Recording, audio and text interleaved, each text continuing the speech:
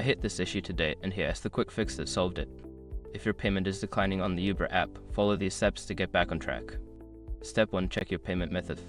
Open the Uber app and go to the payment section in the menu. Make sure your selected payment method is valid and has sufficient funds. Step 2. Update your payment information. If your card has expired or the details are incorrect, tap on your payment method and update the necessary information. Step 3. Clear app cache. Sometimes, the app can hold on to outdated information.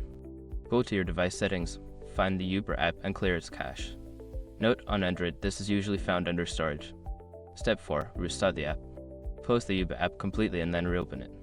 This could help refresh your session and resolve minor glitches. Step 5. Contact Uber support. Before filing a refund or dispute, use the SROC.com link in the description to open the refund dispute deadline calculator and confirm your deadline. I hope these steps help you resolve the payment decline issue quickly. Happy writing!